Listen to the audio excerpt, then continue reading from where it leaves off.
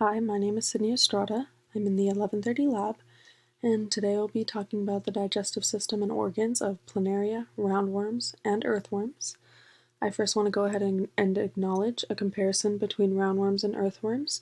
They both have a complete digestive system, which means there are two openings, one way for food to enter and another way for waste to exit. This is different from that of the planaria because planaria has an incomplete digestive system. An incomplete digestive system uses one opening to complete the task of taking food in as well as forcing waste out of the same opening. As we get into more detail about the digestive system and organs of planaria, I want to talk about how they are acoelomates. This means that they are an organism with no body cavity. They also lack intestines. Since planaria are bottom feeders, their mouths are found on the underside of their body as opposed to most animals, such as the roundworm and earthworm, whose mouths are found on the front of their body. The mouth of the planaria are found in a small tube located in the center of the underside of the body. This is called the pharynx. So this tube-like structure right here, pharynx, and contains the mouth. So the mouth of the planaria is where food enters and goes to the pharynx. The pharynx then squeezes the food particles into the gastrovascular cavity, which is this structure here. Gastrovascular cavity is a structure that branches throughout the body. Waste is then released back through the mouth or pharynx. So as food enters here and makes its way to the gastrovascular cavity, it eventually comes right back out of the pharynx where it entered. Now, as I get into the digestive system and organs of roundworm, I want to acknowledge again the fact that roundworms have a complete digestive system, meaning two openings, one for food to enter and one for waste to exit. And this is different from that of the planaria.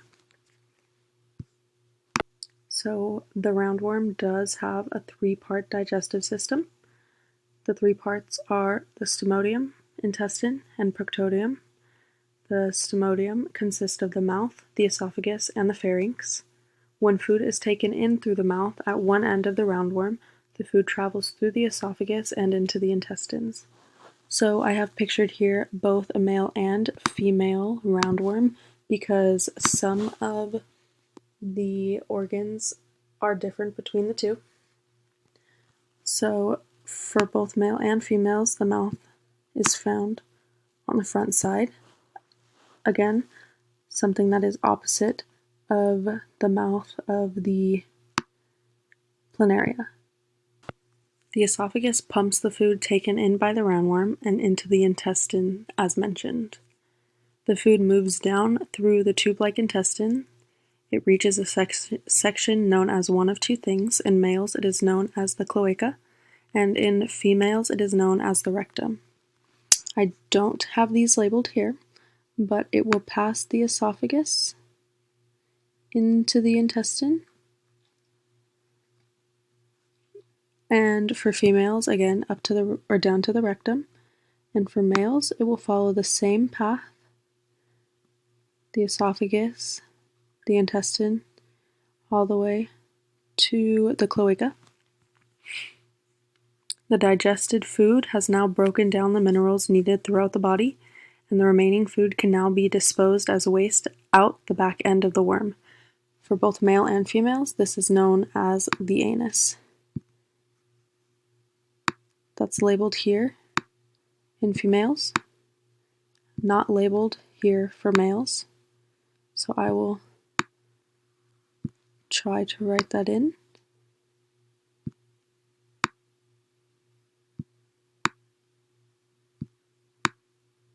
Okay, not too bad.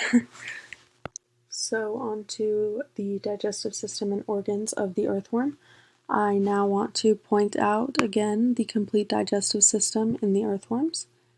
it is the same as that of the roundworm and different from that of Planaria.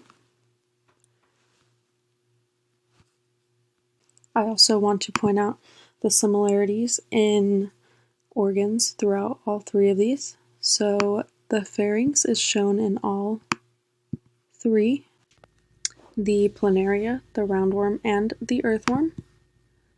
So here and here. So back to the earthworm. The digestive system starts on the anterior portion of the animal, which is what I have pictured here. The muscular pharynx is used to suck in food particles into the buccal cavity. So the pharynx is located right here. Sorry, that wasn't very good. I'm still trying to get used to this. Pharynx is here, and this acts as a vacuum-like structure as it sucks in food from the outside into the buccal cavity.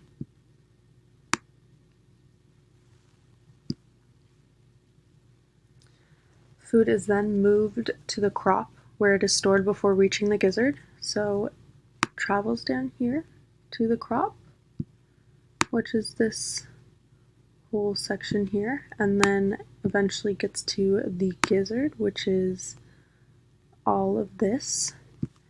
And the gizzard is used to grind up food using little pebbles that the earthworm either took in from soil or could even have made out of calcium carbonate. These pebbles crush up organic matter that was brought in, so it kind of acts like jaws and teeth. And this makes the food into a mush-like substance, where the mush is then moved into the intestine and waste is moved out of the anus. So I don't really have the intestine and anus pictured here, but if you can imagine that it's like the anus of the roundworm located at the very end of the roundworm, it's also located at the very end of the earthworm. So the anus is all the way over there.